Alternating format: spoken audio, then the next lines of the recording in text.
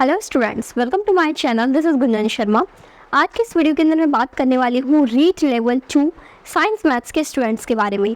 जैसे कि आप सभी को पता है कि रीट का लेवल 2 के अंदर जो आपका साइंस का पोर्शन है उसमें इंग्लिश मीडियम का कंटेंट कहीं भी अवेलेबल नहीं है। ना ही यूट्यूब पर इंग्लिश मीडियम की क्लासेस है रीट की साइंस की, ना ही आपको कोई भी बुक मिलती है जिससे आप रीट लेवल की साइंस पढ़ सके।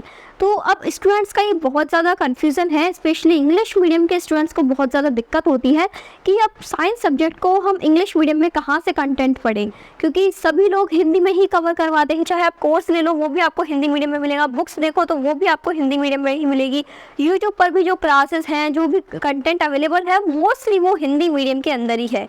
हालांकि क्वेश्चन आंसर्स में वो इंग्लिश में भी लिख देते हैं, हिंदी में भी लिख देते हैं, बट उनका थ्योरी जो एक्सप्लेनेशन चलता है वो पूरा हिंदी मीडियम को लेकर चलता है, तो इंग्लिश मीडियम वालों को दिक्कत आती है। तो आज की वीडियो होने वाली है कि रीट लेवल 2 का जो साइंस का पोर्शन है उसे इंग्लिश मीडियम में कहाँ से पढ़े। देखो, आपके पास दो ऑप्शंस है। इस वीडियो के अंदर मैं आपको दोनों ऑप्शन बताने वाली हूँ। पहला ऑप्शन तो ये कि जैसे रीट के जो चैप्टर्स हैं, सबसे पहले आप अपना सिलेबस डाउनलोड करोगे। सिलेबस में आपको टॉपिक्स मिल जाएंगे कि कौन कौन से टॉपिक्स दिए हुए हैं। उन टॉपिक्स को आपको निकालनी है एनसीईआरटी के बेसिस पर, क्योंकि रीट का जो पेपर आता है वो पूरा एनसीईआरटी के बेसिस पर ही आता है।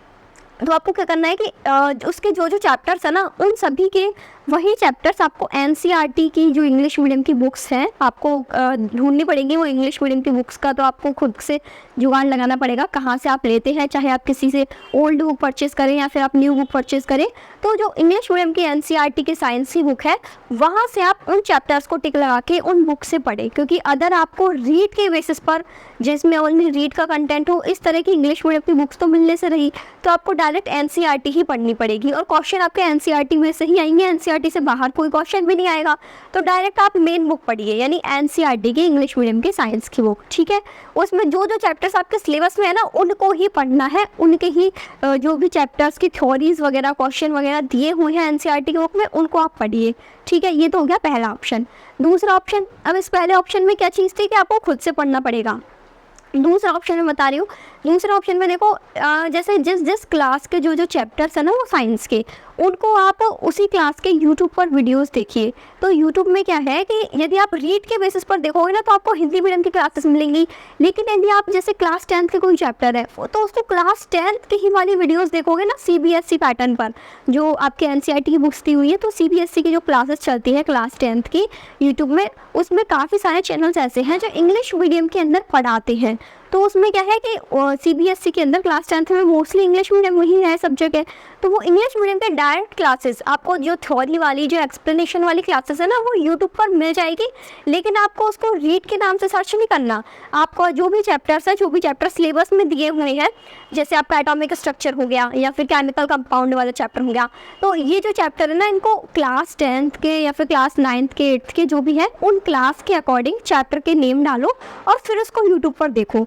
तो उन क्लासेस की इंग्लिश मीडियम की जो एक्सप्लेनेशन वाली वीडियोस हैं वो आपको मिल जाएंगी यूट्यूब पर, और उनसे आप अपने जो थ्योरी है, कॉन्सेप्ट्स हैं वो क्लियर कर सकते हैं, ठीक है। वहाँ से आप पढ़ लीजिए। एनसीईआरटी की बुक है आपके पास इंग्लिश मीडियम की, उससे आप थ्योरी वगैरह याद कर लीजिए। तो बुक्स का हो गया एनसीईआरटी, क्लासेस हो गई जो कि यूट्यूब पर अलग अलग सीबीएसई की क्लास 9 क्लास 10th की जो क्लासेस अवेलेबल है वहाँ से पढ़ना है।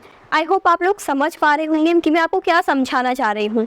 आपको बजाय रीड की वीडियो सर्च करने के जो चैप्टर्स है ना उनकी वीडियो सर्च करनी है, ताकि आपको इंग्लिश मीडियम का कंटेंट मिल सके और फिर आपको वो क्लासेस मिलेंगी जो कि स्टूडेंट्स अपने क्लास 8th 9th 10th के अंदर इस वक्त पढ़ रहे हैं, जो सीबीएसई के पैटर्न पर एनसीईआरटी सब जगह चलती है। तो वो वाली जो क्लासेस है यूट्यूब पर वो आपको देखनी है। क्योंकि मैं खुद एक इंग्लिश मीडियम की स्टूडेंट हूँ, तो जब मैंने यूट्यूब पर सर्च करा कि रीड के लिए साइंस का इंग्लिश मीडियम में कंटेंट कहीं भी नहीं है, इवन मैंने तो कोर्स भी देखे थे जो कोर्स के अंदर भी सभी लोग हिंदी में ही पढ़ा रहे हैं, क्योंकि जो इंग्लिश मीडियम के स्टूडेंट्स रहते हैं मोस्टली वो जाते हैं फर्स्ट ग्रेड और असिस्टेंट प्रोफेसर्स की जॉब के अंदर।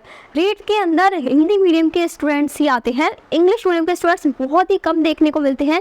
इसलिए ना कोई इंग्लिश मीडियम के लिए बुक निकालता है, ना ही कोई इंग्लिश मीडियम में स्पेशली कोर्स लॉन्च करता है। तो इंग्लिश मीडियम वाले स्टूडेंट्स को दिक्कत आती है मोस्टली साइंस सब्जेक्ट के अंदर।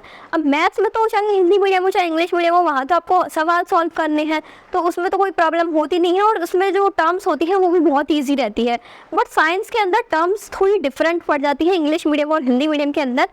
हिंदी मीडियम वाले तो समझ लेते हैं क्योंकि पूरा हिंदी मीडियम में ही कंटेंट अवेलेबल है, लेकिन इंग्लिश मीडियम वालों को फिर दिक्कत आती है रीच लेवल की तैयारी करने में। तो उसके लिए उसकी थोड़ी सी आप लोगों की थोड़ी सी हेल्प हो जाए इंग्लिश मीडियम वाले स्टूडेंट्स की, इसलिए मैंने ये वीडियो बनाया है।